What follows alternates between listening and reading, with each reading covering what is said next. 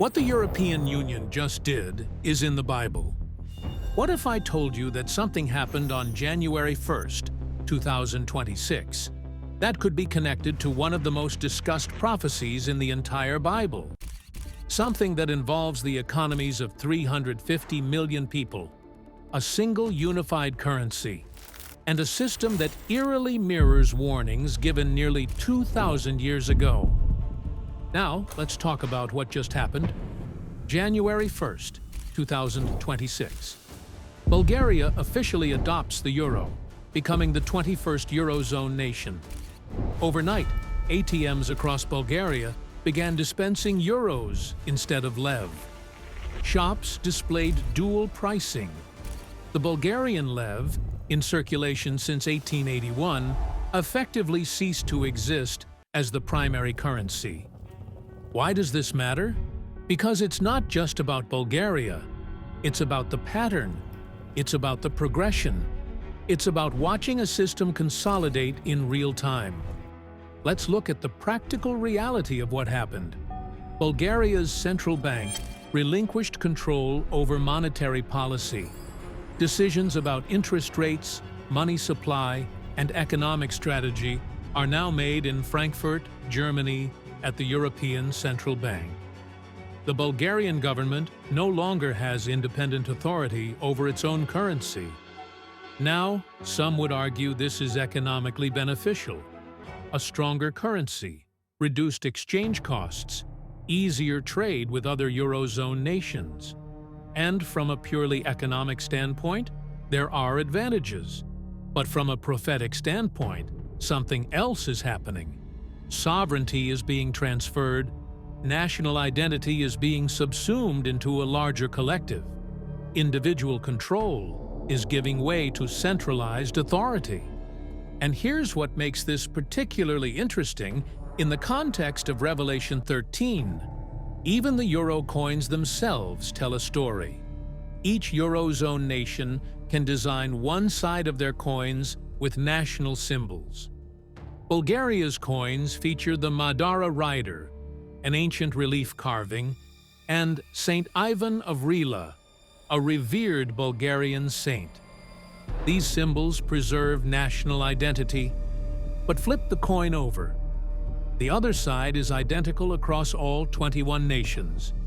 The same design, the same symbolism, unity within diversity. National identity preserved on one side, but unified system on the other. Does that sound familiar? Authority was given him over every tribe, tongue, and nation. Not the elimination of nations, but their unification under one system, one authority, one currency. Now, the European Central Bank isn't stopping at physical currency. They're developing something called the digital euro, a fully electronic currency that would enable the tracking, monitoring, and potentially the restriction of every single transaction. No cash, no anonymity, complete transparency to the authorities. Imagine how such a system could be used. Every purchase you make, recorded. Every transaction you complete, monitored.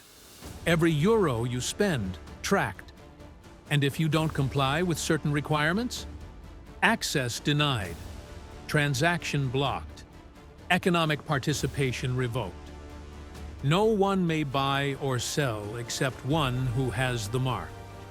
I'm not saying the digital euro is the mark of the beast. I'm saying the infrastructure for such a system is being built right now. The technology exists. The centralization is happening. The precedent is being established. And Bulgaria's adoption of the euro? It's one more nation joining the system. One more step toward unification. One more piece falling into place. Now, here's where things get even more intriguing. Because it's not just the economic system that captures the attention of prophecy scholars, it's the symbolism the European Union has chosen for itself. Let me show you something remarkable. There's a sculpture outside the Winston Churchill building in Brussels. which houses the European Council. It depicts a woman riding a bull. This is the Greek myth of Europa, a Phoenician princess abducted by Zeus, who disguised himself as a bull. The continent of Europe derives its name from this mythological figure. Now, why would that matter to students of biblical prophecy? Because Revelation 17 describes a woman riding a beast. Verse 3 says, "So he carried me away in the spirit into the wilderness, and I saw a woman sitting on a scarlet beast, which was full of names of blasphemy, having 7 heads and 10 horns." This woman, identified as Babylon the Great in verse 5, represents a religious and economic system allied with the beast. Many prophecy teachers interpret this as a future alliance between political power and corrupt religious authority. And here sits a sculpture, commissioned by the European Union, of a woman riding a beast, positioned prominently at one of the primary seats of European political power. Coincidence? Perhaps. But it's not the only example. The European Parliament building in Strasbourg, France, has been compared to the Tower of Babel. In fact, promotional posters for the EU have explicitly used imagery from Peter Bruegel's famous painting, The Tower of Babel. The Genesis 11 account of Babel describes humanity attempting to build a tower to reach heaven, unifying in rebellion against God. God's response was to confuse their languages and scatter them across the earth. The EU's unofficial motto? Many tongues, one voice. Unity despite linguistic diversity. The reversal of Babel. Humanity coming together again, but under whose authority? Again, I'm not claiming the EU is intentionally fulfilling biblical prophecy. I'm not saying European leaders are consciously building the beast system. What I am saying is this: the symbolism they've chosen, whether knowingly or unknowingly, aligns remarkably with biblical descriptions of end-times systems. And when you combine that symbolism with the practical reality of economic unification, centralized authority, and technological control systems, a picture begins to emerge.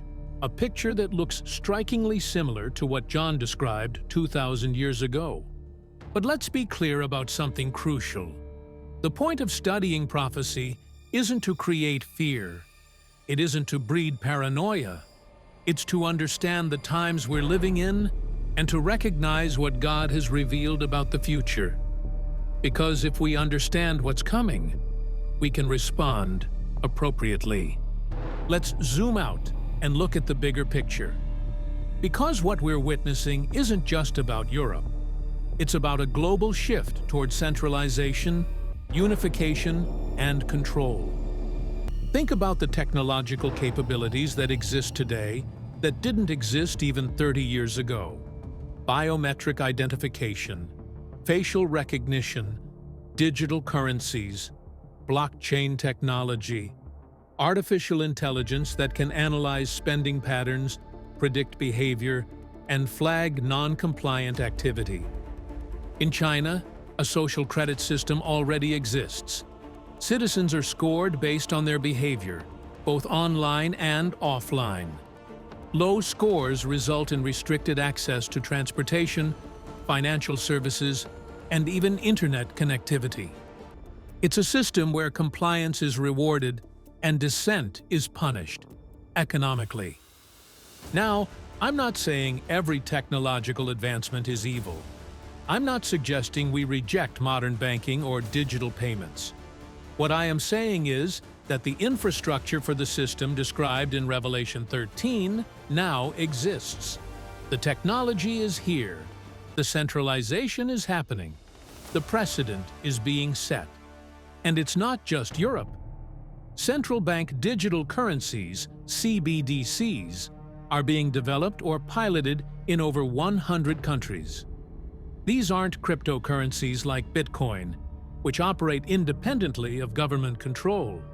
These are government-issued, government-controlled digital currencies that could give authorities unprecedented insight into and power over every financial transaction. The International Monetary Fund, the World Bank, the Bank for International Settlements, these global financial institutions are increasingly coordinating policy across borders. They're promoting financial integration, standardized regulations, and unified responses to economic crises. Why? Because modern economies are interconnected. A crisis in one region affects the entire world, and the solution being promoted is greater coordination, greater centralization, greater unity. From a practical standpoint, this makes sense. But from a prophetic standpoint, it's the exact pathway toward the system described in Revelation 13. A system where one authority has the power to permit or deny economic participation. A system where compliance is mandatory and dissent is economically fatal. Now, let me address something important. Some people hear this information and ask, should I sell my house and move to the mountains? Should I stockpile gold and prepare for the collapse of society? That's not what Scripture calls us to do. Jesus said in Matthew 24:36, "But of that day and hour no one knows, not even the angels of heaven, but my Father only." We don't know the timeline. We don't know when these prophesied events will fully unfold. What we do know is that we're called to be watchful, aware, and faithful. Luke 21:28 says, "Now when these things begin to happen, look up and lift up your heads, because your redemption draws near." When we see the signs, economic unification, centralized control, technological systems capable of implementing the mark, we don't panic. We recognize them as indicators that God's prophetic word is true, and that His plan is unfolding exactly as He said it would. The question isn't whether we should fear these developments. The question is whether we're spiritually prepared for what's coming. We're here for truth. Turn with me to Revelation chapter 13. This is one of the most vivid, detailed chapters in all of end times prophecy. The Apostle John, exiled on the island of Patmos, receives a vision that has captivated scholars, theologians, and believers for nearly 2 millennia. Revelation 13, verses 1 through 10, describes something extraordinary. "Then I stood on the sand of the sea, and I saw a beast rising up out of the sea, having 7 heads and 10 horns, and on his horns 10 crowns, and on his heads a blasphemous name. Now the beast which I saw was like a leopard. His feet were like the feet of a bear, and his mouth like the mouth of a lion. The dragon gave him his power, his throne, and great authority." Now, this imagery is intense. 7 heads, 10 horns, features of a leopard, bear, and lion. This isn't random symbolism, this is deliberate. Each element has meaning, and we'll unpack that. But first, notice who gives this beast its power: the dragon. Revelation 12:9 identifies the dragon as Satan himself. So right from the start, we understand this beast derives its authority directly from the adversary. But here's where it gets more relevant to what we're discussing today. Look at verse 7. "It was granted to him to make war with the saints and to overcome them. And authority was given him over every tribe, tongue, and nation." Every tribe, every tongue, every nation. This isn't a regional power. This isn't one kingdom or one empire isolated to one part of the world. This is global authority, complete dominion. And that brings us to a question we need to answer. How does a single entity gain authority over every nation? Keep that question in your mind. We're going to answer it. But first, we need to meet the second player in this prophetic drama. Revelation 13, verses 11 through 18, introduces another beast. Then I saw another beast coming up out of the earth, and he had 2 horns like a lamb, and spoke like a dragon. And he exercises all the authority of the first beast in his presence, and causes the earth and those who dwell in it to worship the first beast, whose deadly wound was healed. This second beast, often called the false prophet, acts as an enforcer, a religious figure with persuasive power who compels worship of the first beast. But notice what this false prophet does beyond enforcing worship. Verses 16 through 18 reveal something that should capture your full attention. He causes all, both small and great, rich and poor, free and slave, to receive a mark on their right hand or on their foreheads, and that no one may buy or sell except one who has the mark or the name of the beast or the number of his name. Here is wisdom. Let him who has understanding calculate the number of the beast, for it is the number of a man. His number is 666.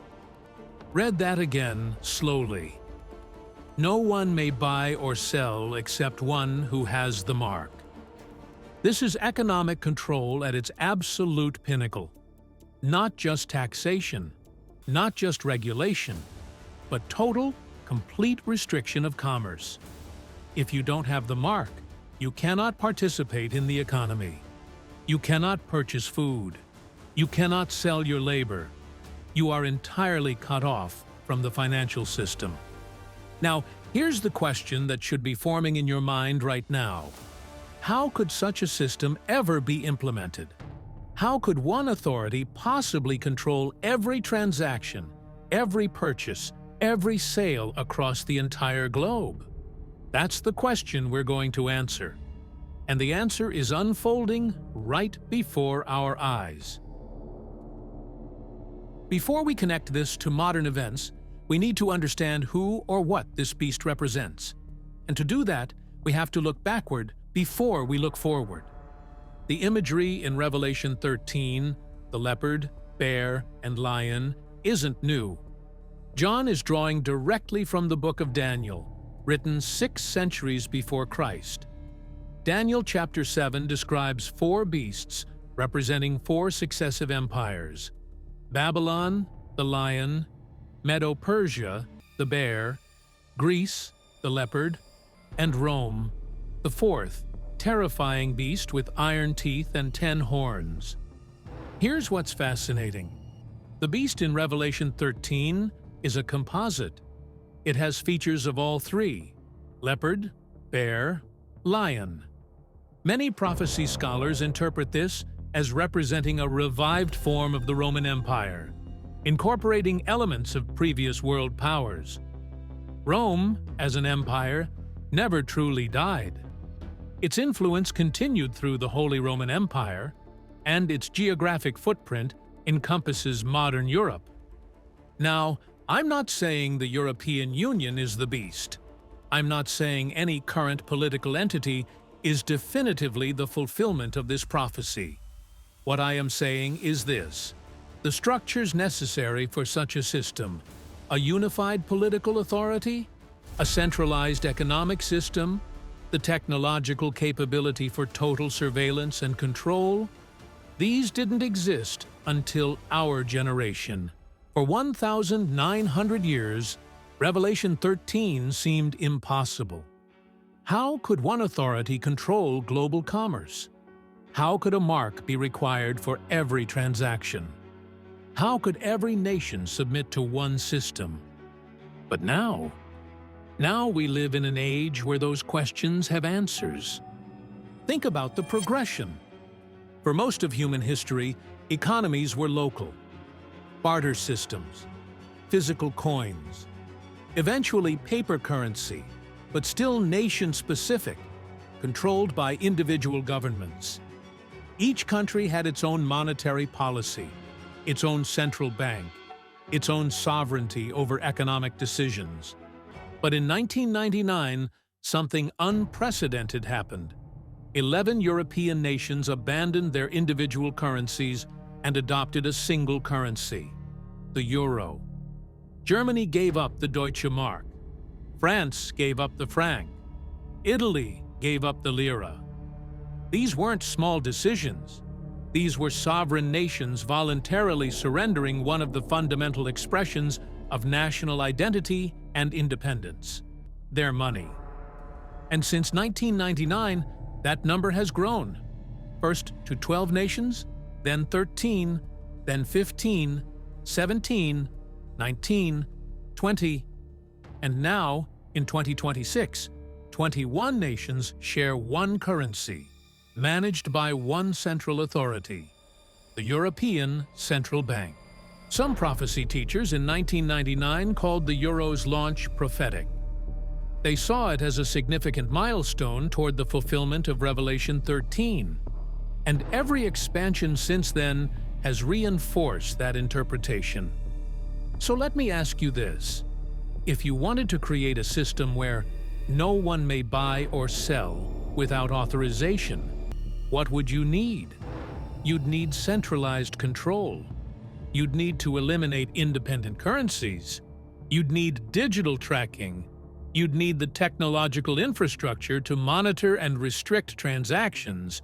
Are you starting to see how the pieces fit together?